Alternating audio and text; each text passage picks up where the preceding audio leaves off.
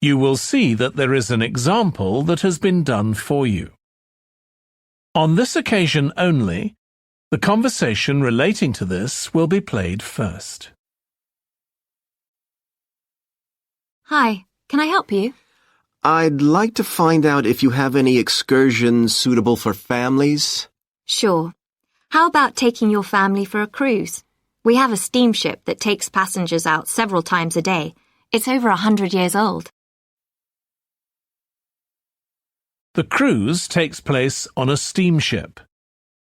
So steamship has been written in the space. Now we shall begin. You should answer the questions as you listen because you will not hear the recording a second time.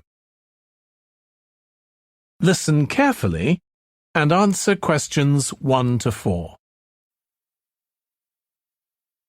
Hi, can I help you? I'd like to find out if you have any excursions suitable for families. Sure.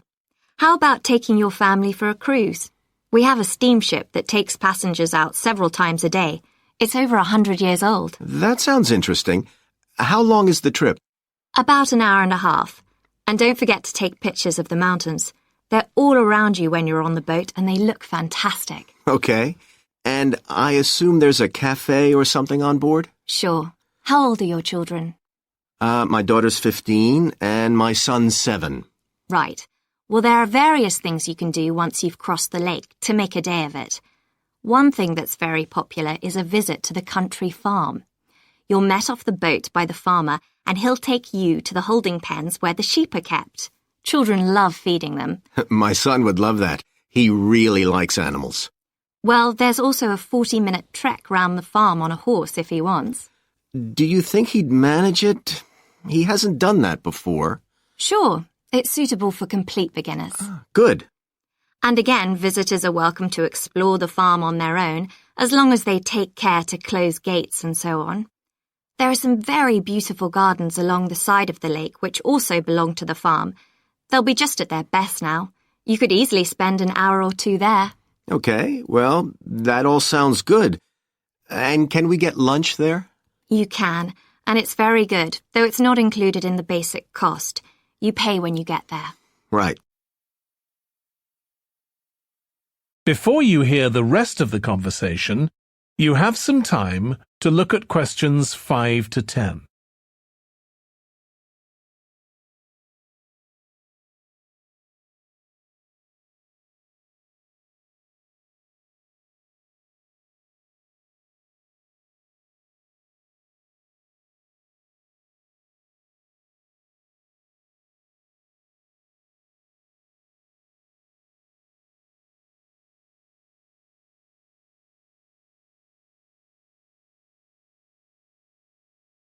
Now listen and answer questions 5 to 10. So, is there anything else to do over on that side of the lake? Well, what you can do is take a bike over on the ship and then go on a cycling trip. There's a trail there called the Back Road. You could easily spend 3 or 4 hours exploring it, and the scenery's wonderful. They'll give you a map when you get your ticket for the cruise. There's no extra charge. What's the trail like in terms of difficulty? Quite challenging in places. It wouldn't be suitable for your 7-year-old. It needs someone who's got a bit more experience. Well, my daughter loves cycling, and so do I, so maybe the 2 of us could go, and my wife and son could stay on the farm. That might work out quite well. But we don't have bikes here. Is there somewhere we could rent them? Yes, there's a place here in the city. It's called Ratcheson's. I'll just make a note of that. How do you spell it? Ratchesons.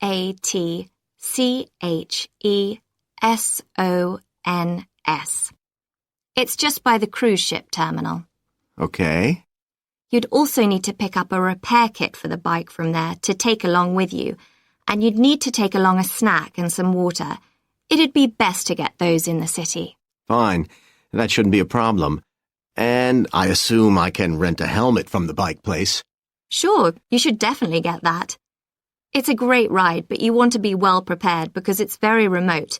You won't see any shops round there or anywhere to stay, so you need to get back in time for the last boat. Yeah. So what sort of prices are we looking at here? Let's see.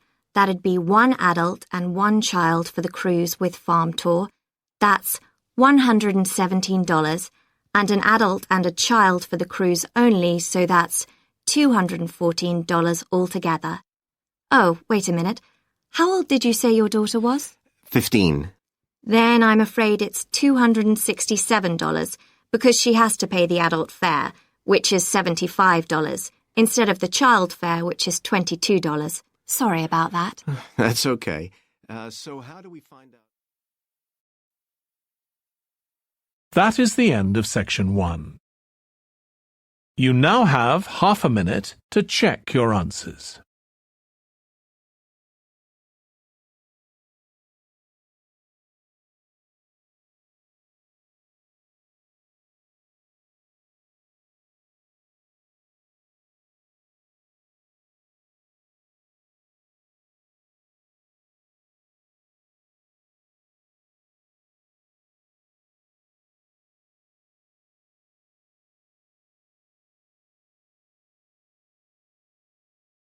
Now turn to section 2. Section 2. You will hear a restaurant manager talking to a small group of new staff who are starting work as kitchen assistants in a restaurant. First, you have some time to look at questions 11 to 16.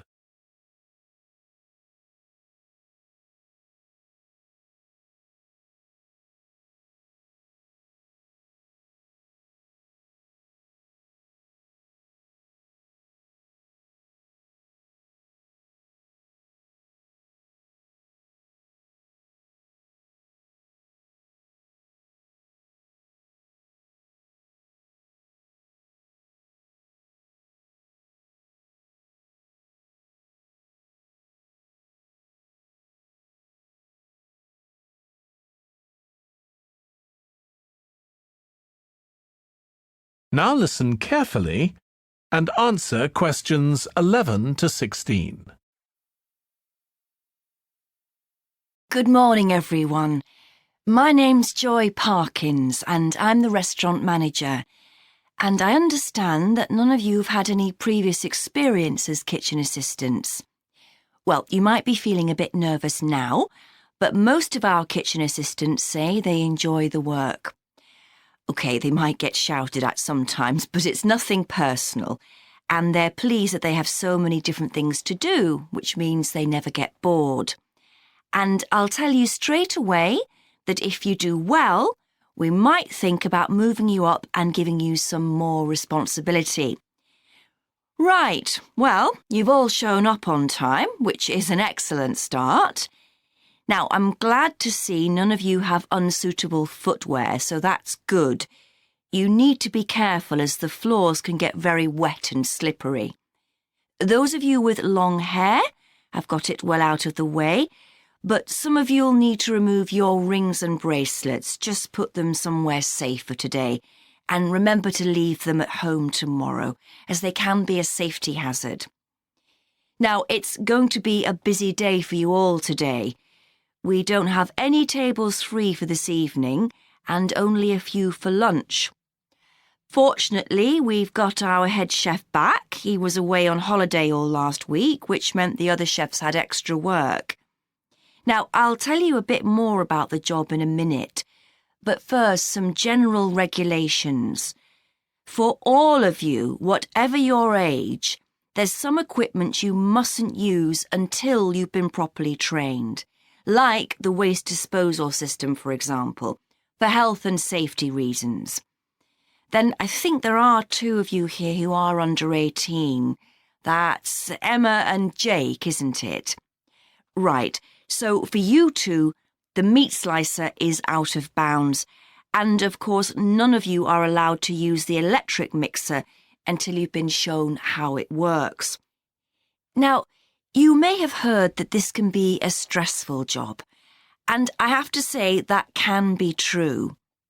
You'll be working an 8-hour day for the first week, though you'll have the chance to do overtime after that as well if you want to. But however long the hours are, you'll get a break in the middle. What you will find is that you're on your feet all day long, lifting and carrying. So, if you're not fit now, you soon will be. You'll find you don't have much chance to take it easy. When someone tells you to do something, you need to do it straight away. But at least we do have a very efficient air conditioning system compared with some kitchens. Before you hear the rest of the talk, you have some time to look at questions 17 to 20.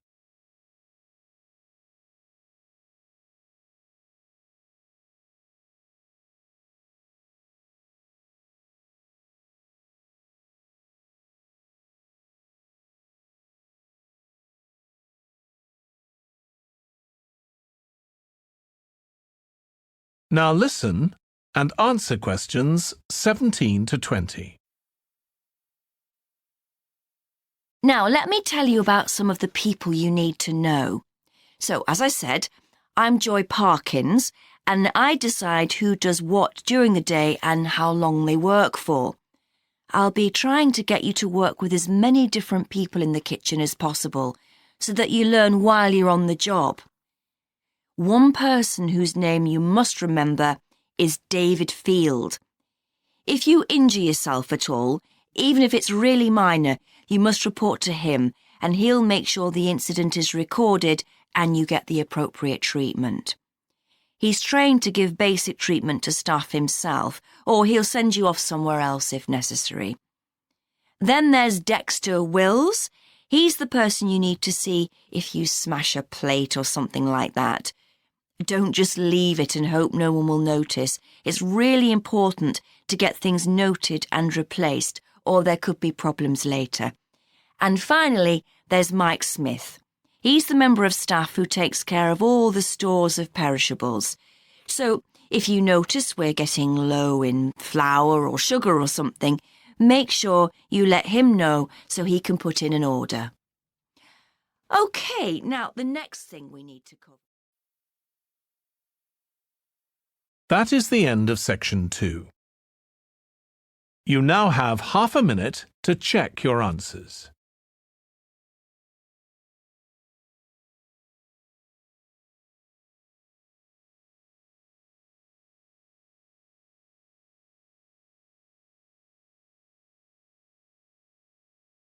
Section 3.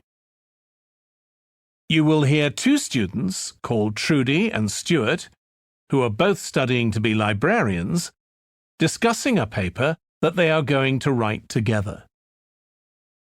First, you have some time to look at questions 21 to 23.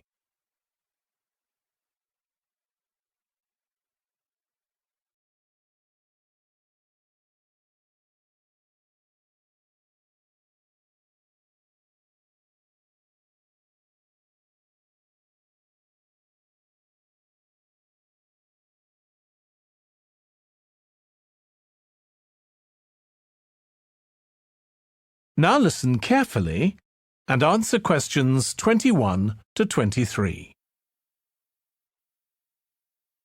OK, Stuart, we need to start planning our paper on public libraries. Have you thought of an angle yet? Well, there's so much we could look into.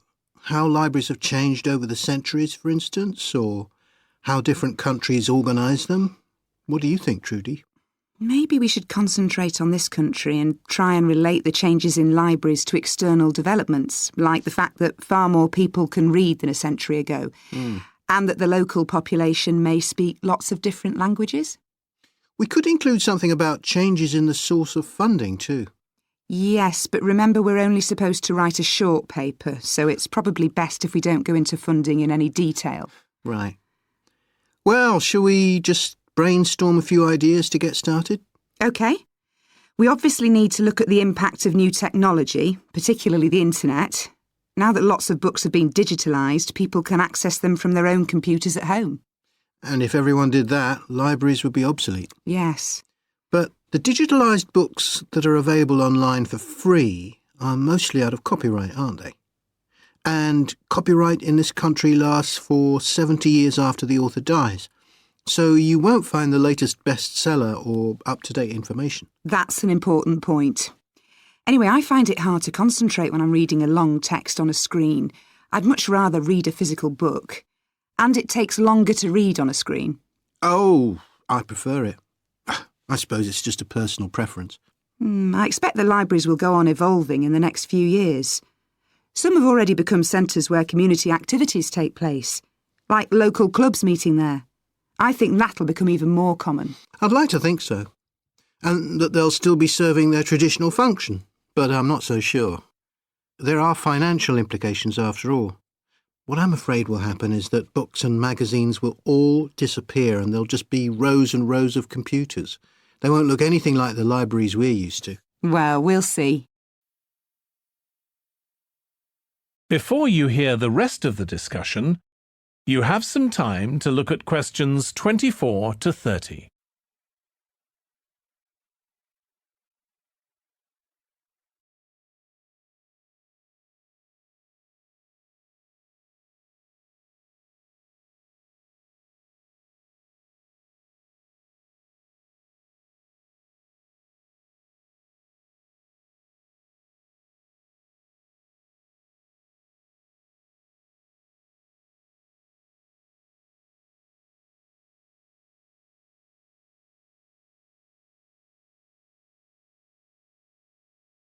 Now listen and answer questions 24 to 30.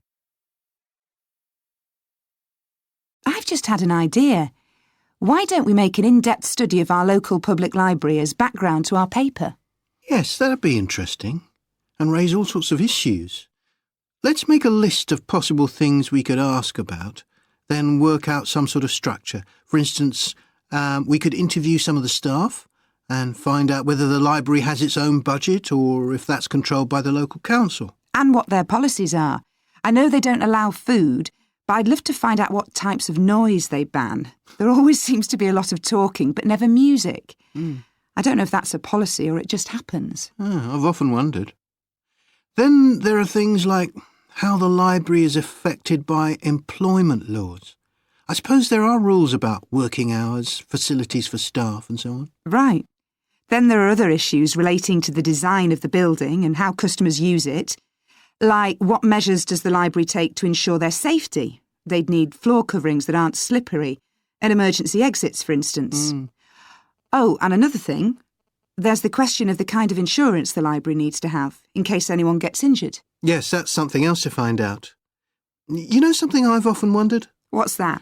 Well, you know they've got an archive of local newspapers going back years. Well, next to it, they've got the diary of a well-known politician from the late 19th century. I wonder why it's there. Do you know what his connection was with this area? No idea. Let's add it to our list of things to find out. Oh, I've just thought. You know, people might ask in the library about local organisations, like sports clubs. Well, I wonder if they keep a database, or whether they just look online. Right. I quite fancy finding out what the differences are between a library that's open to the public and one that's part of a museum, for example. They must be very different. Then something else I'd like to know is... That is the end of section 3. You now have half a minute to check your answers.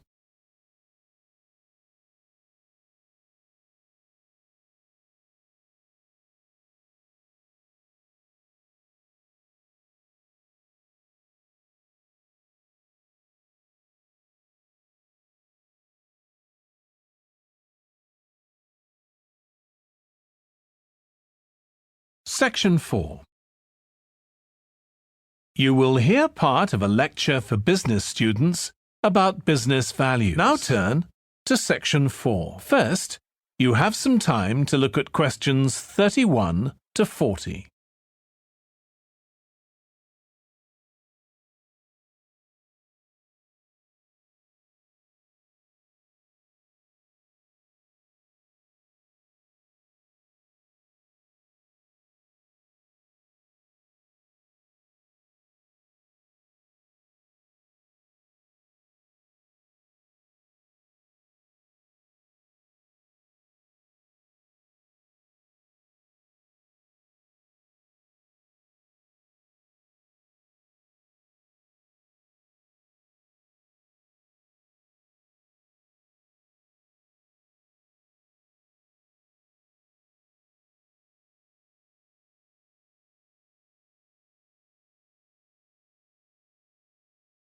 Now listen carefully and answer questions 31 to 40.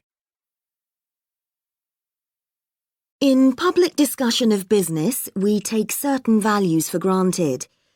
Today, I'm going to talk about 4 of them: collaboration, hard work, creativity, and excellence. Most people would say they're all good things. I'm going to suggest that's an oversimple view. The trouble with these values is that they're theoretical concepts, removed from the reality of day-to-day business. Pursue values by all means, but be prepared for what may happen as a result.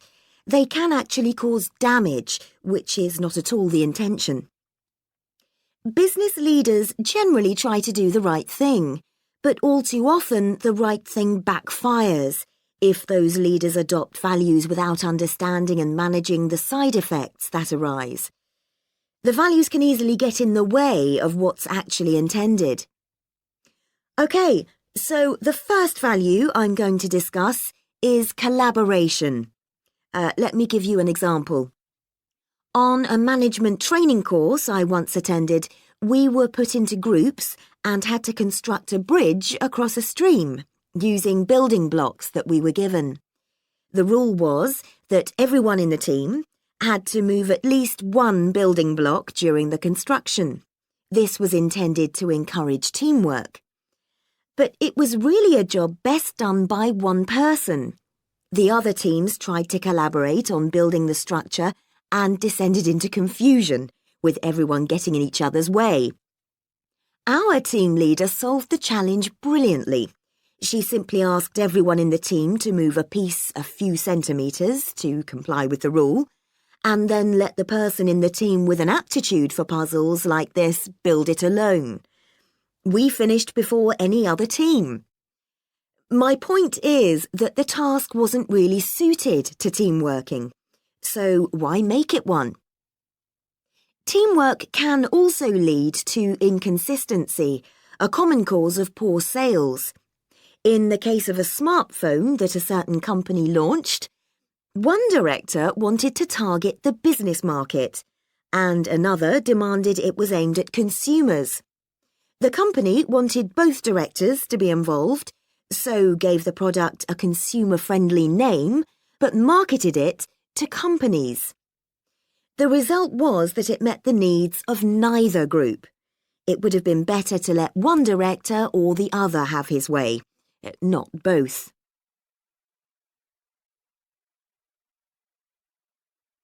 Now, industriousness, or hard work. It's easy to mock people who say they work hard. After all, a hamster running around in a wheel is working hard and getting nowhere. Of course, hard work is valuable, but only when properly targeted. Otherwise, it wastes the resources that companies value most, time and energy, and that's bad for the organisation.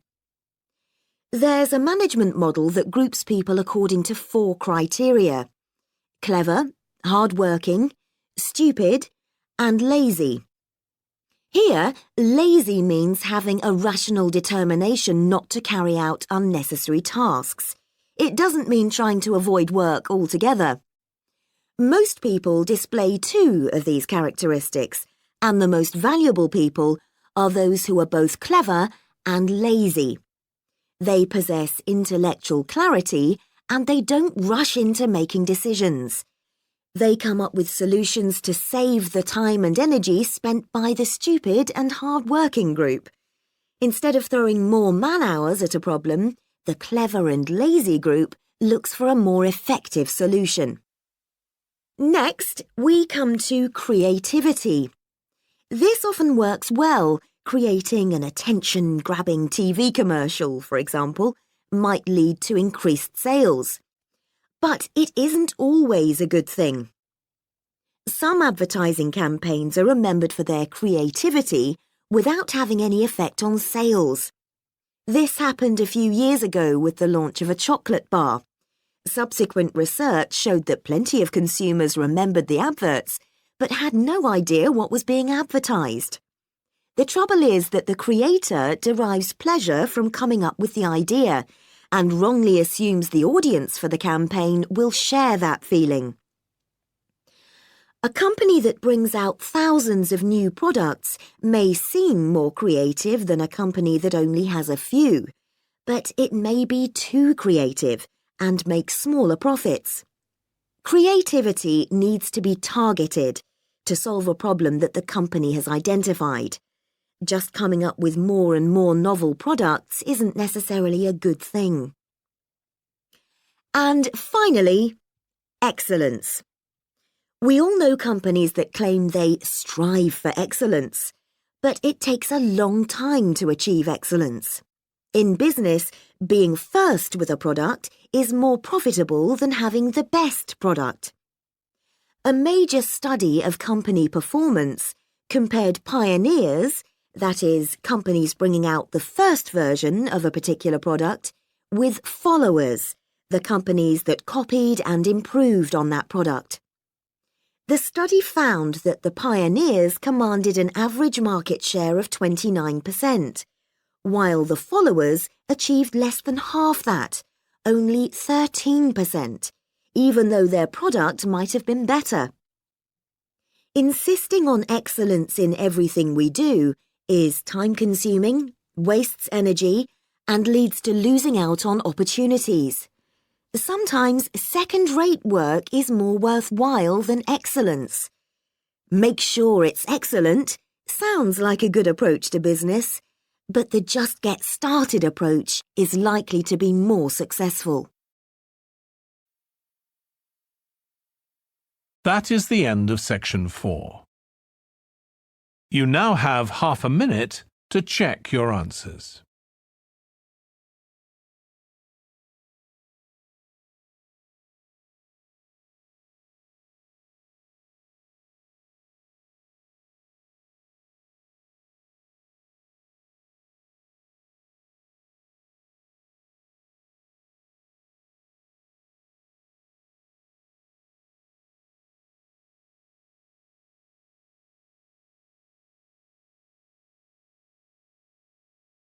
That is the end of the listening test.